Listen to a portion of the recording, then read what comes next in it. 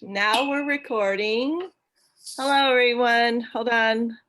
We had to kind of like string together the Feedback Friday song. Amy's not going to be here today, but we have Brees Honeycutt joining us to co-host. So welcome, everyone. Good to see you all. It's Friday. It's Feedback Friday, episode 33. We've done this 33 times. You would think I'd know how to do it, but no, I don't. But that's okay. I have a script. All right. Today, let's see, what do we go? Oh, so Feedback Fridays, our weekly show where we speak with artists, scholars, researchers, and all sorts of interesting and amazing people about natural dyes, pigments, colorants, and all things color. Of course, I'm Kathy Hattori, president of Botanical Colors, and joining me today co-hosting is Brees Honeycutt. Brees is the artist in residence at Hancock Shaker Village, and she's been, if you don't follow her on Instagram, you really ought to. It's just some amazing, beautiful work that she's doing there. And you actually get to talk to the public every once in a while, right? I do. Yeah, that's great. So she's doing, are you giving like demos and explanations? I am. I'm talking a lot about natural dye, teaching people that there are natural dyes in the world. Many people don't know about it. So it's, Oh, so yeah, good. and I do some demos too. Yeah. All right, fantastic. Thank you. Okay, so before we start, I just want to say thank you to everybody. It has been an incredible year and it's getting even crazier. I know that the Thanksgiving pressure is upon us. And does anybody remember Cornish game hens? Like, aren't those little mini tiny chickens? I thought, oh, that could be like a mini tiny turkey per person because nobody can have Thanksgiving in a group this year. So I'll have one little Cornish game hen. And we'll just like, oh yeah, this is Thanksgiving. But we're trying to really beat back the virus. It's getting kind of crazy out there. So do stay safe. All right. Today, our guest for Feedback Friday is weaver and climate activist Tali Weinberg.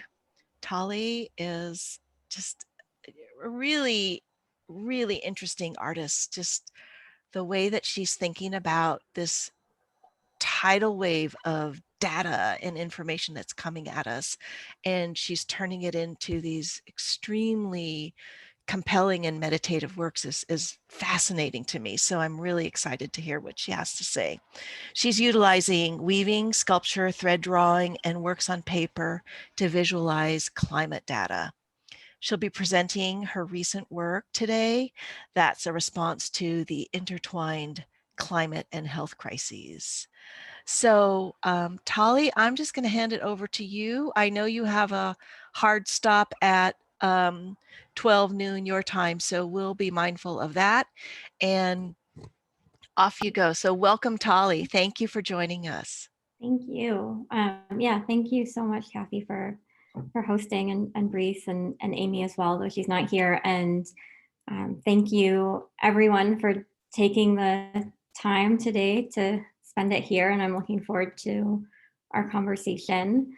Let me just share my screen here. 1 second.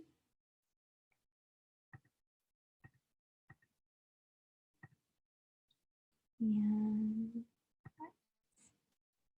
okay. And everyone can see that, yes. Okay. Yeah, so thank you again, everyone, for being here. I am speaking to you today from the ancestral lands of the Kickapoo, Miami, Peoria, and Oceti-Sakowin peoples, today known as Champaign-Urbana, Illinois. I was actually born here, and I just moved back after 20 years away. It's a land of industrial agriculture that used to be vast prairie. It's also a big university town. And I grew up with a family of mathematicians and scientists. I'm going to talk today about the work that I've been making really over the last 5-6 years that is responding to climate crisis in different ways and how that work has evolved over time. And in particular, I'm going to spend a lot of time talking about this series that this work that I think of broadly as the woven climate datascapes, where I am interpreting data from the National Oceanic and Atmospheric Administration into these abstracted woven landscapes and waterscapes and coiled sculptures. So I'm a weaver, and sometimes I am weaving on a loom, and sometimes it's with text and with drawing and other media, but really all the work is in some way woven. There are a lot of reasons that I sort of came to weaving and hold on to weaving in my work. Before I professionally moved to becoming an artist, I worked for many years for different social justice organizations. And I was really drawn to the history of textiles and weaving in particular in terms of how it connected to all of these moments of social change throughout time, labor exploitation and also points of resistance. And pertinent to the talk today, thinking about the Industrial Revolution, which I was thinking about in terms of labor and colonization and slavery, I also realized was this turning point in terms of anthropogenic climate change, or the impact of humans on the environment. Another thing that I think about a lot with weaving is weaving as a language, and particularly its sort of history and mythology as a kind of subversive language for women and other marginalized people. And I'll talk about that a little bit more as I'm talking about different pieces. Weaving to me is also, it sort of encompasses or embodies all of these different kinds of knowledge. So there's this mathematical patterning, the systems and the structures, and there's also the embodied knowledge and the embodied practice. And then finally, or maybe most importantly, there's a way in which I feel like weaving sort of situates me in the world. It's a relational practice and allows me to kind of see my connection to other laborers, to anybody who I rely on to make my work, whether that's scientists who are collecting data or the people who are cultivating the materials that I work with, and also the way in which the work relies on having healthy ecosystems that, I need land and water and air to be healthy in order for the materials that I work with to continue to exist. So I started making work about climate crisis back in 2015 when I was living in California. And there was a major drought. It was the last major recent drought. And my interest in climate crisis and in the drought really came from thinking about, or sort of realizing that the drought and climate crisis more broadly exacerbated existing injustices and was really disproportionately harming those who were already marginalized. And so thinking about bodies, human bodies in relationship to like economic, social, political, and ecological bodies, and how the climate crisis was impacting the earth as well as our corporeal bodies.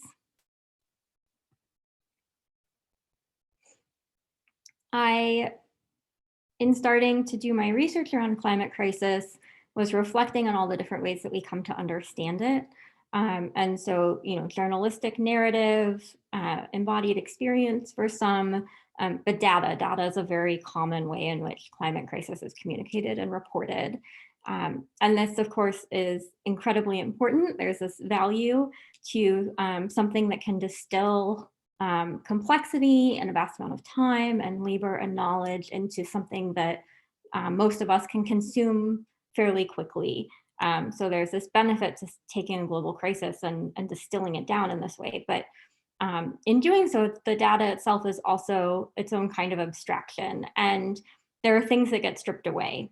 And part of what gets stripped away is the sort of, it's one, the material origins of climate data and the labor and the time that goes into producing it, and also the violence that corporeal and ecological bodies are experiencing.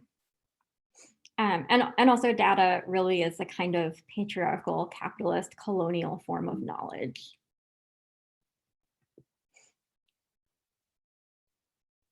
So reflecting on all of these different kinds of concerns is what brought me to making these weavings.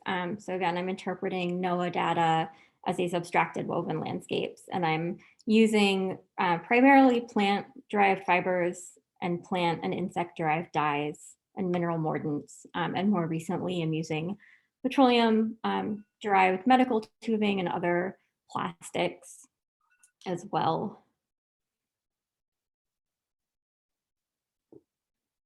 Sorry, this is a little awkward because I'm using multiple screens while I'm doing this. So the first pieces that I made were really, in a way, a critique of data and data visualization. And weaving the data was this sort of attempt at reinserting time, reinserting labor, and these other forms of knowledge that knowledge that is embodied, knowledge that is gendered female, and knowledge that is relational rather than representational. And the original datascapes also, more sort of pointed to the fact that there were limitations and illegibilities in the data, and creating space to reflect on what we don't see, more so than answering any kind of question about what's missing.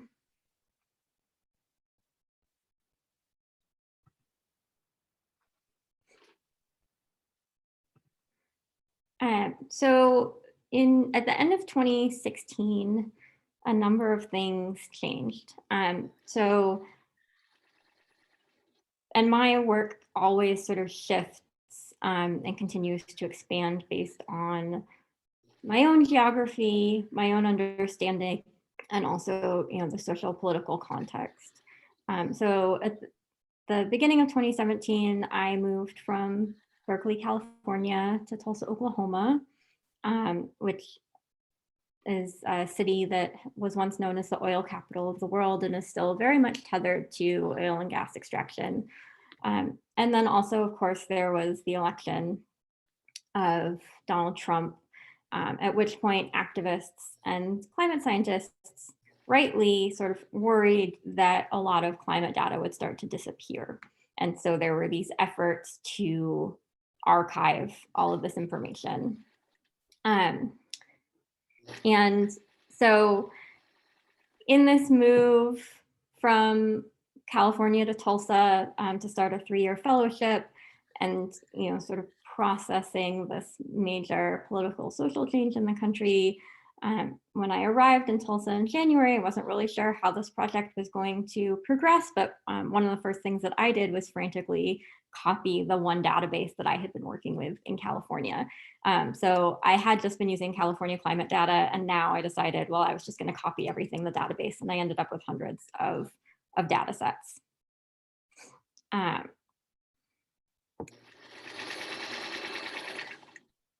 The move from Tulsa to California is also, there's this personal element of I moved away from being able to, see the ocean every day if I wanted to being in this landlocked space. And so I was thinking a lot about water and about the coast.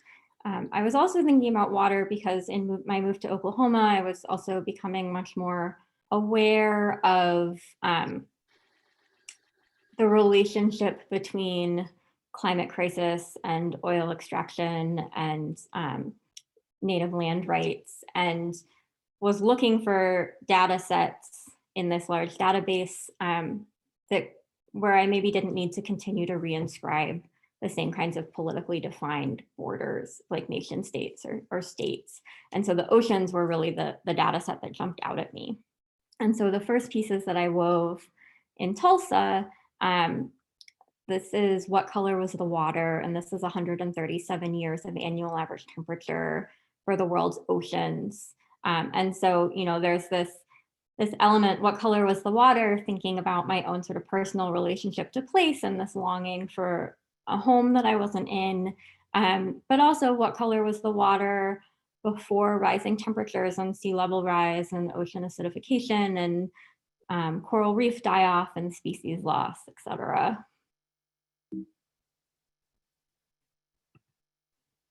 Here's a detail of that piece. And so it was really here is sort of the turning point in terms of also realizing that some of what the woven climate datascapes were this way of kind of processing grief, and something that I've now learned has this name of climate grief. The next set of pieces that I made in Oklahoma were again sort of culling through that database and seeing that so much of the data was organized, aggregated around these politically defined borders, nation states, and was interested in how, you know, one kind of system of knowledge and one kind of system of power was also shaping the way in which we would then understand another kind of knowledge. And so these pieces, fractures, are 3 different ways that the world has been sort of chopped up within this database. So in one of them, there's land and ocean, for example. In another, there's northern hemisphere and southern hemisphere. And so this is, again, annual average temperature. But I'm also thinking, you know, I'm making decisions that aren't just about the data. These are more than data visualizations to me, or they aren't data visualizations to me, because I am giving equal weight to landscapes or places or like my own personal relationship to place, and also to sort of social political things that I'm thinking about and asking about. So in these pieces, for example, you know, one set of decisions, the work is stacked instead of next to each other. So in this, the northern, the land is sitting on top of the water, or the global north is sitting on top of the global south, thinking about that kind of like weight or pressure that one is putting on to the other. And those works also, you know, when I was living in Oklahoma, when I was looking for a sort of like respite or like natural beauty, I was looking towards the sky, as opposed to in California, where I would like walk out my door and go on hikes through the hills, or see the water. The sky was really that source for me. And so these pieces were also kind of like horizon lines, or influenced by the really stunning sunrises and sunsets in Tulsa, which are also made more stunning because of all of the particulate matter in the air, whether that's from fires outside of the city or from the oil and gas industry. In 2019, as I continued this work, I really wanted to try to make work that would sort of like reweave the kinds of relationships that I was interested in. So, you know, if I'm thinking about data as something that's kind of stripping away all of this information, that's stripping away our understanding of these different kinds of relationships. In 2019, all of the pieces that I'll show you now are really trying to kind of make some different kinds of connections. And the other thing I'll say is that, you know, 2018, 2019, the longer I've worked on this process, the more sort of visceral and horrible the climate crisis has become. That also has been shifting and fairly rapidly. And so while some of the earlier work was a little bit more me reflecting on and making sense of something that still felt a little bit more like personally distant, as time has gone on, I think more and more of us are really facing climate crisis, the sort of devastation of climate crisis firsthand. And so this is one set of works that I made in 2019. These pieces are called dislocations. and each of them is annual average temperature for a place that I've once called home, interwoven with annual average temperature for the world's oceans. And so this piece, for example, is Illinois. And what I've done here is basically, woven one line of information for Illinois and one line for the oceans, one line for Illinois and one line for the oceans. And the color palette and the structure of all of these pieces sort of is based on like my own memories or connotations of a place's landscape. So in Illinois, that's the cornfields, the industrial agriculture cornfields. This is New York. We're thinking about both the gridded streets and also the gridded buildings, again, with the ocean interwoven. This is Oklahoma, the iconic sort of red dirt soil that it's known for, the layers of sediment. And then this is California. I think, when I first moved to California, I was sort of taken with, sort of felt like the hills were always full of flowers no matter what. And then by the time I'd left in early 2017, the hills were kind of always full of fires. This piece is called Fault Lines, and it's the first of what I plan to turn into a larger series. This piece is annual average temperature for each of the top 6 oil extracting states in the US. So in 2018, the US became the world's largest extractor of oil and natural gas in the world. It had not held that title for many, many years. And a lot of the way we got there was by using increasingly invasive and violent and risky forms of extraction. And there's a lot of like patriotic language that gets used to justify this. Similar language that we use to justify war, and it's also very violent. Extraction is violent. The climate crisis is its own many kinds of violence. And so this piece is 9.5 feet wide by 5 feet long, and it's the same size as the flags that are used to drape military coffins. So if a soldier passes. Here's some details. And in this piece, I chose to leave these really sort of roughly stitched together areas, and also to leave spacing unwoven. So again, thinking about like what is removed or what is missing, and also fault lines, referring not just to the faults or the earthquakes caused by fracking, but also the fault lines in our society.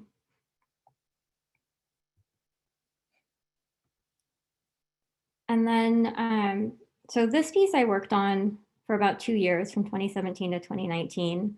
It's called Bound, and Bound consists of 300 data sets, so temperature for 300 different places in the world, materialized as this thread-wrapped medical tubing. And Bound really emerged from me thinking about wanting materially to connect more to what I was thinking about in terms of oil and extraction,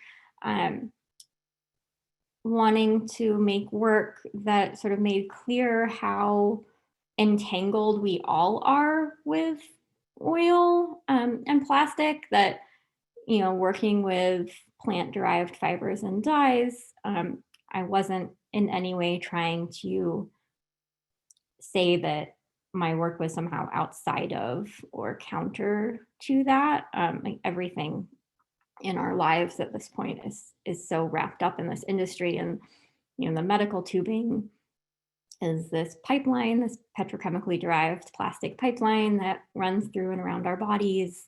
It's often used for medical interventions for illnesses that have the same causes as climate crisis, whether that's cancers or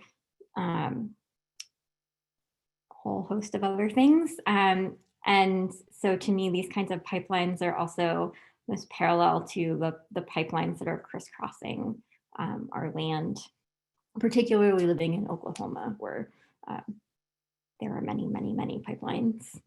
And yes, thinking about being in a place where it was even more clear, like the health effects, the harm of living in a place that had been made toxic by oil extraction or oil and gas extraction. So again, and this piece also jumps back to when I was talking earlier about the data. So at the beginning of 2017, when I sort of frantically copied this database, following the footsteps of these activists and climate scientists who are copying much larger databases. So I ended up with these hundreds and hundreds of data sets. And this is an Excel spreadsheet sort of sketch from before I wove or coiled bound. And what you're looking at here in the center is annual average temperature for some of the larger geographic scales, like the globe and the ocean and the hemispheres and regions of the world. And then as you go out, it's temperature data for different cities and states, smaller geographic scales, and was thinking a lot about how, even if all of these different places are kind of experiencing climate change a little bit differently, and in some places it feels more obvious than others. At the end of the day, we're all kind of bound up in this together. It's all kind of adding up to the same thing. So this is a detail.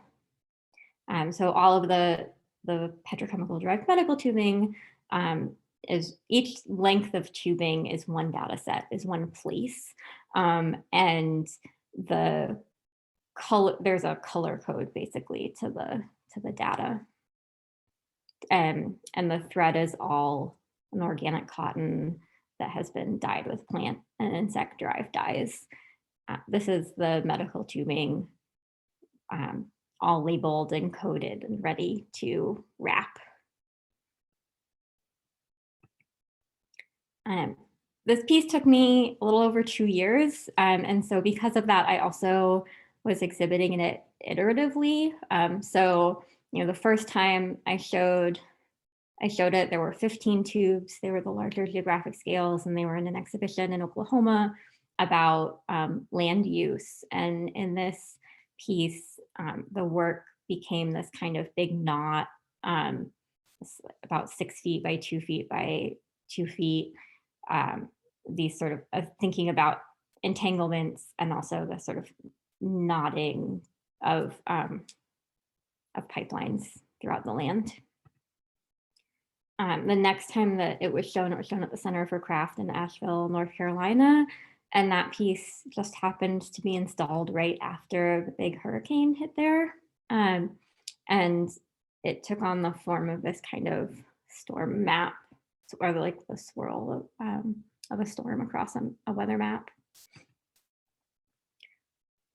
The third piece was this knot of 3 cities that I've called home in the past. So there was New York, San Francisco, and Tulsa. And the fourth in a gallery in New York, this kind of carpet in 2019, thinking about how climate crisis had kind of become the ground we walk on, the foundation of what we're dealing with. And then this was the final or the most recent iteration with all 300 of the tubes, data sets, places. This is about 10 feet by 6 feet. And this is a detail, so you can see the tubing and the wrapping. And while I did about half of it, I also had 9 women who were helping me for a few months who did the other half of the tubes. It's fairly tedious. And then the last piece from this body of work that I'll show, this is water bodies. which I wove right at the end of 2019. It's one of the last pieces that I made. And so these are annual, one of them is annual average temperature for the oceans, and one of them is annual average temperature for the land. And in this piece, show you a detail. So the warp is the data. So in other pieces, other woven pieces, the weft had been the data. Now the sort of underlying structure, the warp is the data, and the weft is petrochemically derived fishing line. So wanting to bring that plastic material into the woven work as well. And again, also, you know, making decisions as I'm interpreting the data, trying to reference place landscapes and waterscapes. And so in this piece, the fishing line also became a way for me to kind of create these waves, create the kind of shimmer of water. And this is a detail of the second one. So this piece is the ocean and this piece is land. How are we doing on time?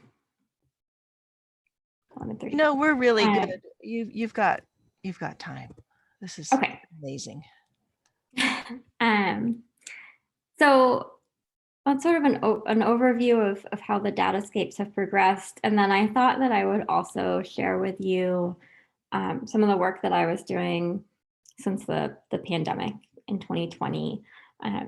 You know, I've been working with this data for a while, and my research, especially with Bound, had really shifted towards thinking about intertwined health crises and climate crises. And, you know, that had been more focused on things like cancers and endocrine disorders. But of course, COVID adds another layer. And I think, you know, when COVID really started to take over, it was challenging because I'd already, you know, a lot of that woven work was already pretty intense to make. And I had been, you know, thinking about these sort of processes of grieving, and, you know, like what climate grief is, just like any kind of grief. It's all of these layered emotions, right? Of, you know, anger and sadness and everything else that comes along with it. And so when COVID really took over, I felt like I kind of needed to take a step back from the data, that it was almost too much. And there just wasn't a way to kind of contain it. And I started making these drawings, and I've always kind of had a side practice with the drawings, and they've often been something I've turned to process in challenging moments. And these drawings are woven in their own way. They're sort of these intersecting systems that get created.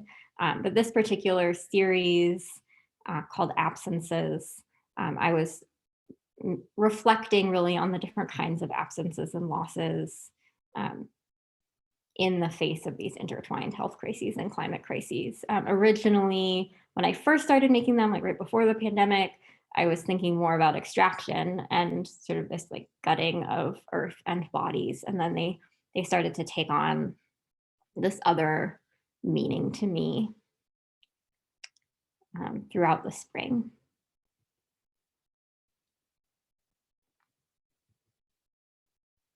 And I know I often get asked how I make these, so I'm just going to show you a progression so you can see what I mean by them being kind of woven in terms of like intersecting systems.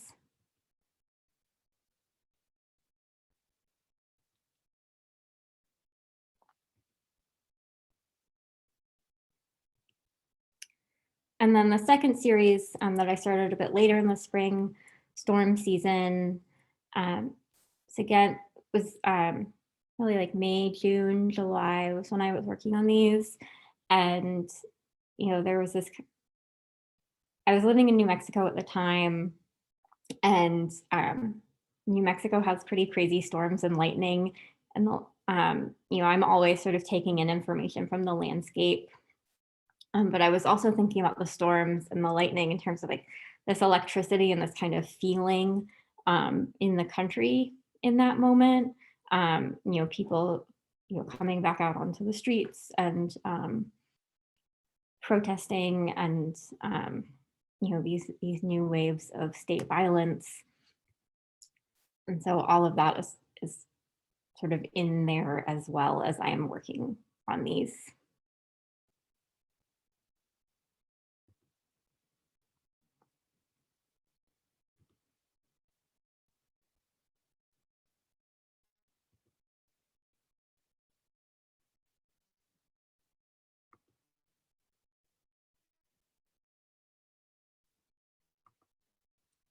So I'm going to stop there as sort of a brief overview of these different projects, but I'd like to open it up to questions or comments or anything from all of you who are here.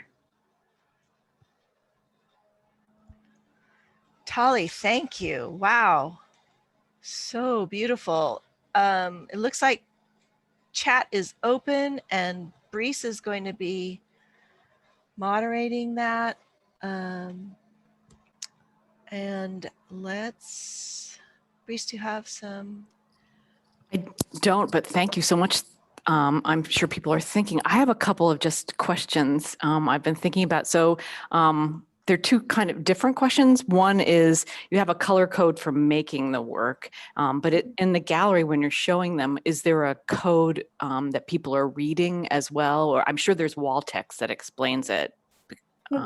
There's a little bit of wall text, but no, I don't provide any kind of way of decoding them.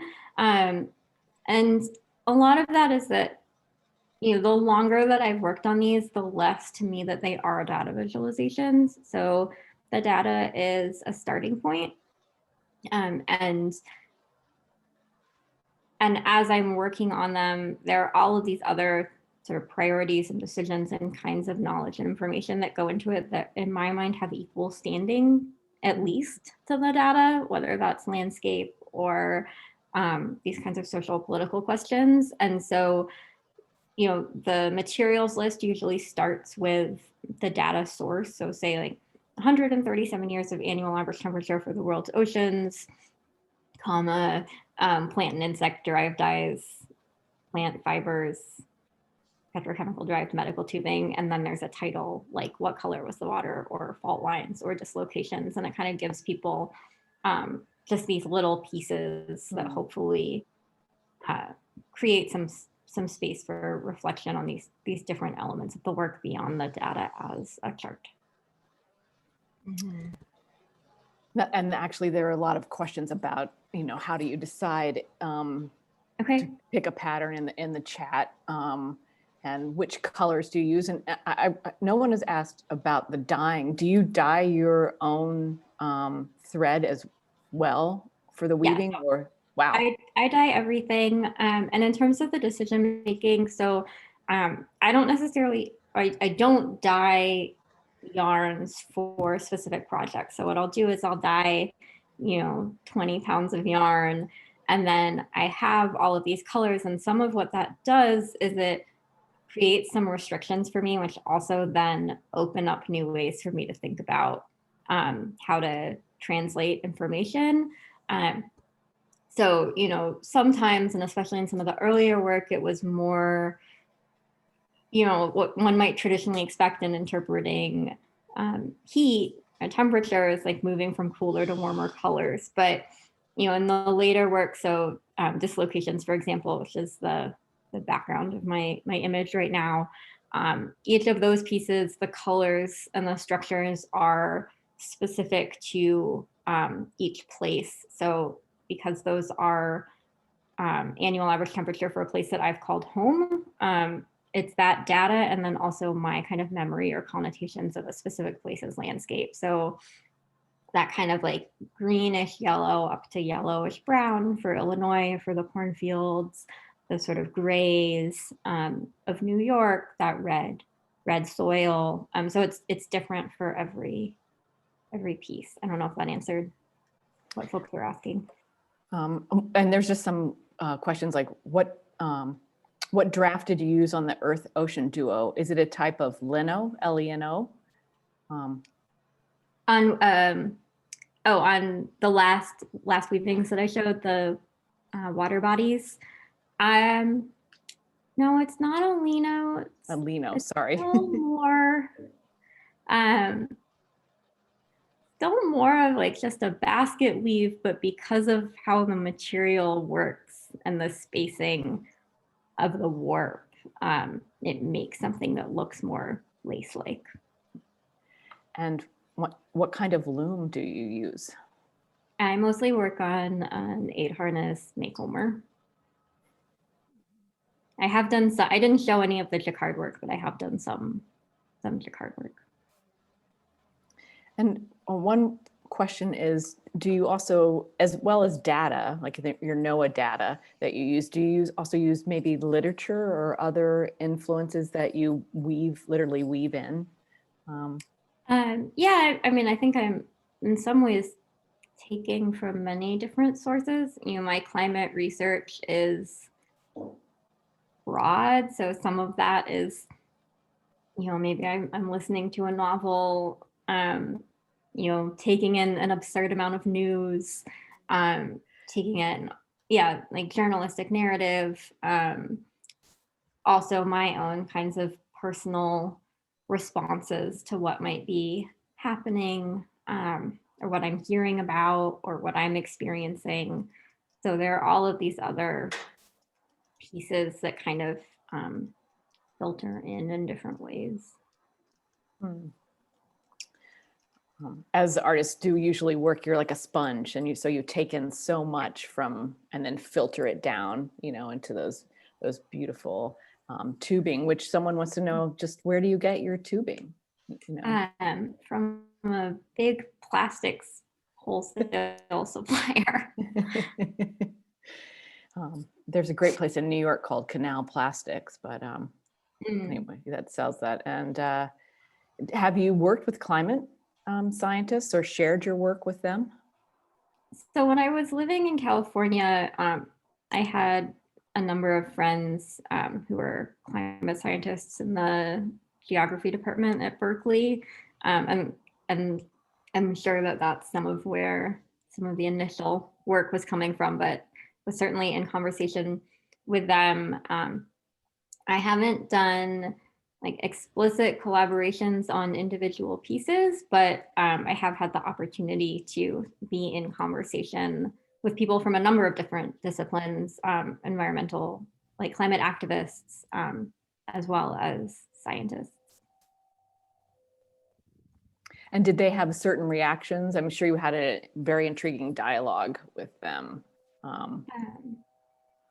Yeah, I mean, it varies. I think, you know, a lot of scientists, especially earlier on, I mean, I think the conversation is always changing and has continued to change.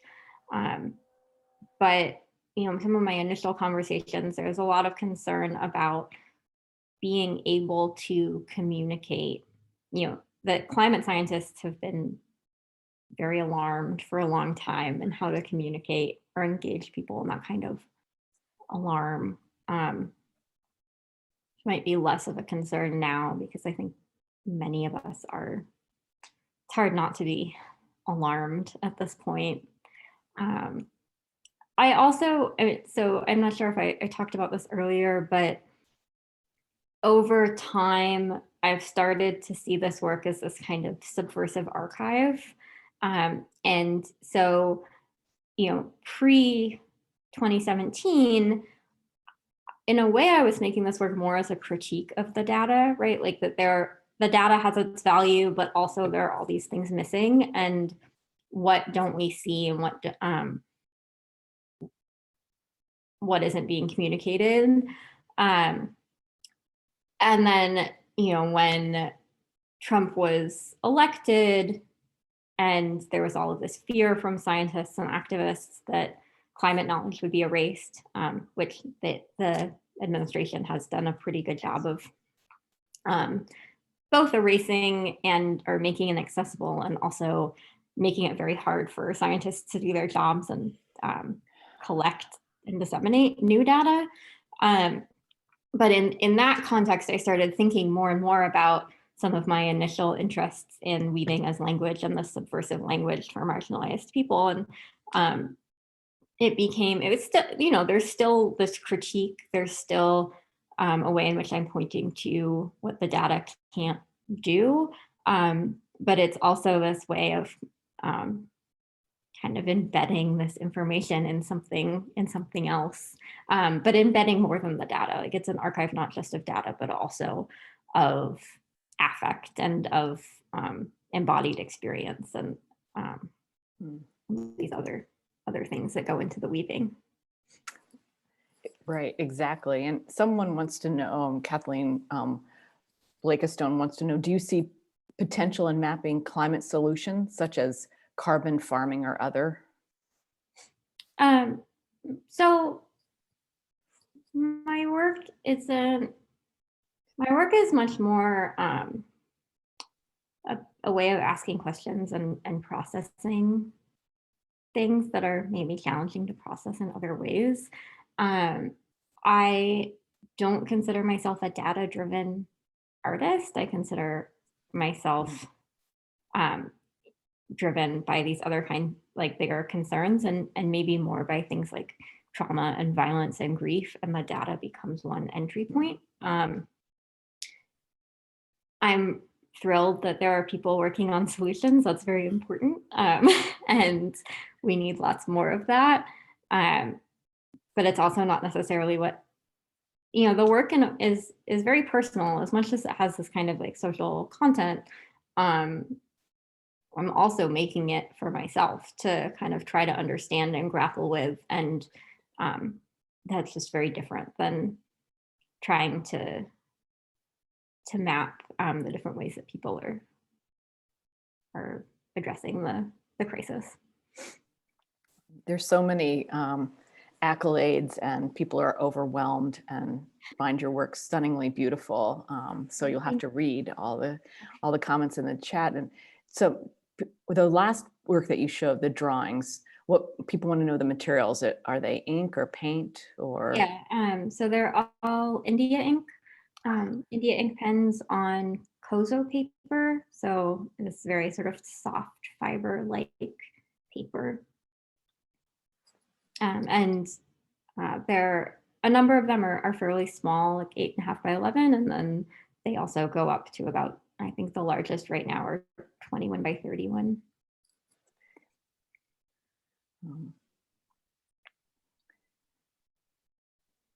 One question about this is always so hard for an artist, I think, but I think when you simulate information and you put work out there, is there something that, the question is, what do you want people to take away from your work? Is that right? What would you? I mean,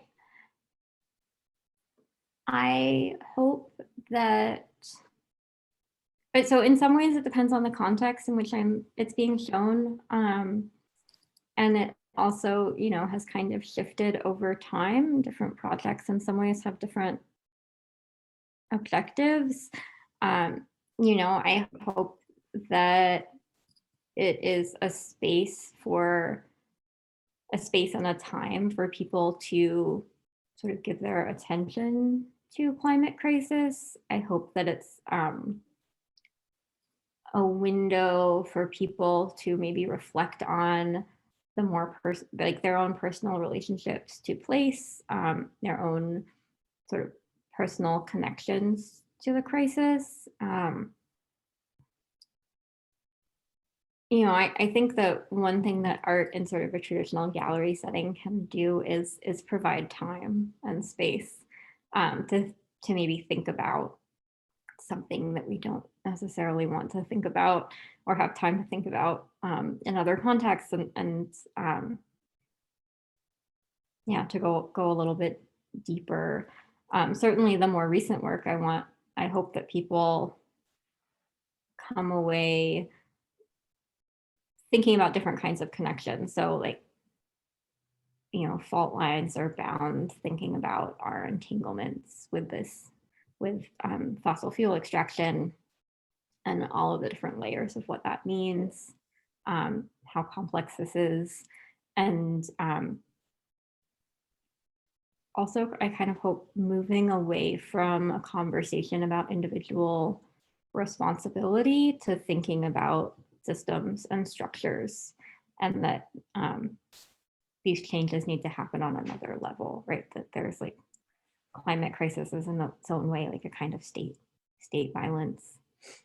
Right.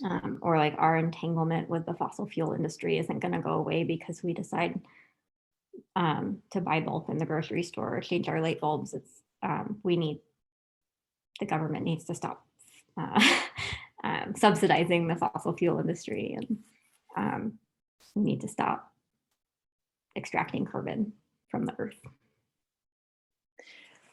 Yes. So I know I read your resume, and I know you have an interesting background. And so one of the questions is, do you have art training and other training? And I know that you have both types of degrees. Do you want to just talk a second about it? Yeah, so I mean, I've always loved art. I think if you asked my family, I always wanted to be an artist, but I had this other career first.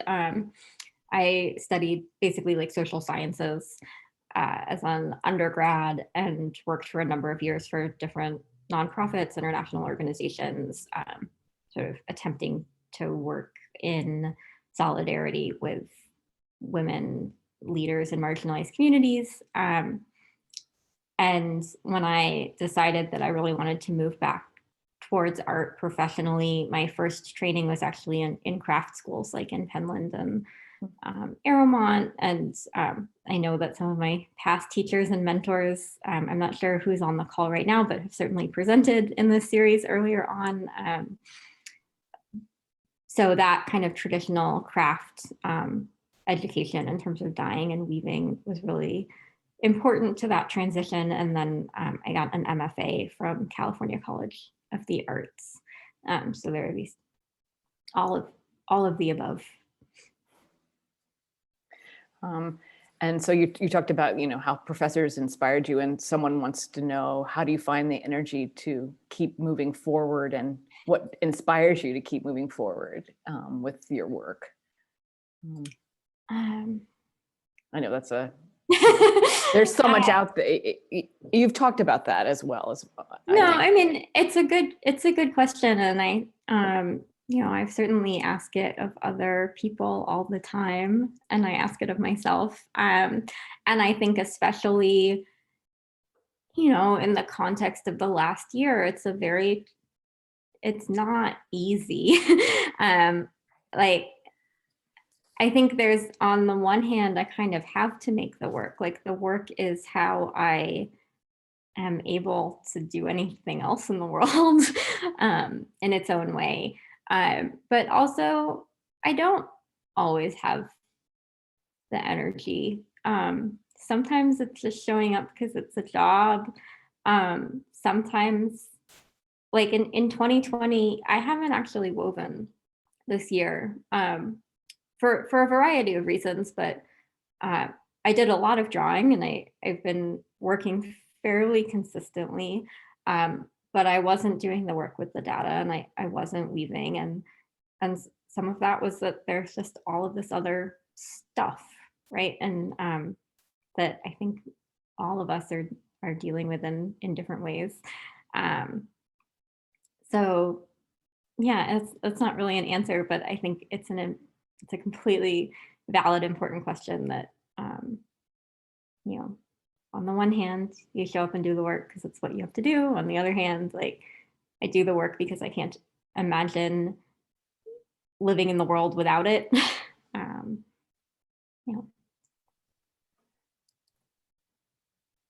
I think that, artists during these times, these political times, artists' roles are quite important, and people could see it as frivolous activity, or that you're, you know, but it's not. Artists are working and thinking and communicating as you are with this data, this beautiful work to make people think, as you to walk away with like, oh, it's also interconnected, you know, that we exist on this planet, and artists are important to help communicate and for people to understand what is going on.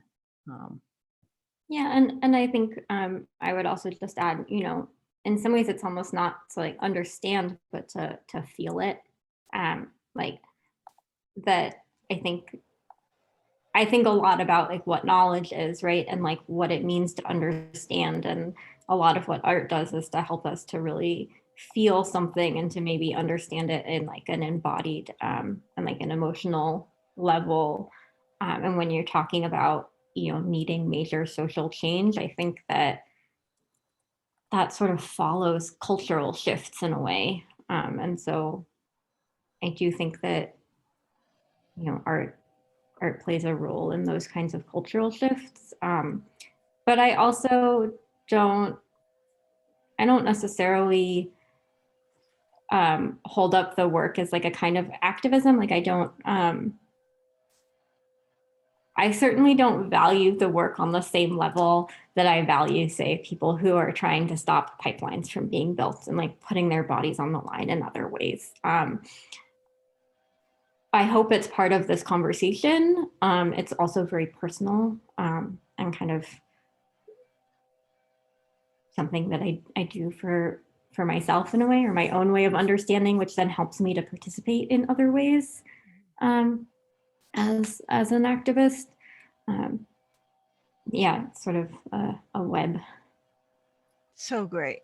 So great. Thank you. Thank you, Tali.